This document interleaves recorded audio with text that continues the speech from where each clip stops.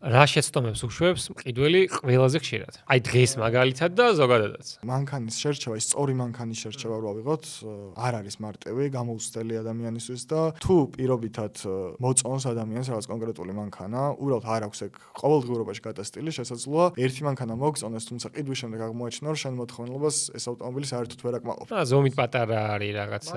ყველაზე მარტივი მაგალითი, რომ სალონი ავტომობილის ინტერიერი არ აკმაყოფილებს მის მოთხოვნას და საჭიროებას და საბარგული ელემენტარულად ვეირატევს მაგალითად პარკს. მეორე ვარიანტი შესაძლოა იყოს და მეორე შეცდომა, რომ ისეთი ავტომობილი შეიძინოს ადამიანმა, რომლის ნაწილებიც არის დეფიციტური და შეიძლება გადიოდეს კოლოსალურ თანხებზე. აი მოვიდა მყიდველი კავკასიის ავტოში და აი გეუბნებათ რომ მანქანა მინდა.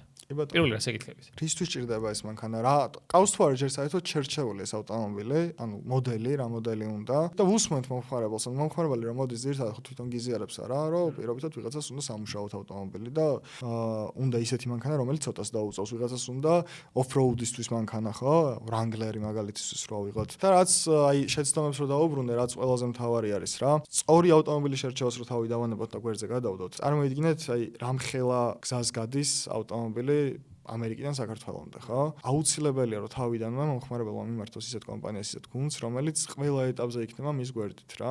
იმიტომ რომ ძალიან ბევრი ეტაპი არის. დაწყებული სწორი მანქანის შერჩევა, მერე ყიდვა, მიყვანა, ასე ვთქვათ, აუქციონზე, კონტეინერში ჩატვირთვა, ფოთში ჩამოსვლა, მერე ფოთიდან თბილისამდე, ასე ვთქვათ, ევაკუატორის მომსახურება და ძალიან მნიშვნელოვანია რომ ყველა ეტაპზე იდგეს ის კომპანია, რომელიც შენ აირჩიე შენს გვერდით. რა თქმა უნდა გეთქვა ბოლოში. რასაც ჩვენ ვაკეთებ. შენი სვლა.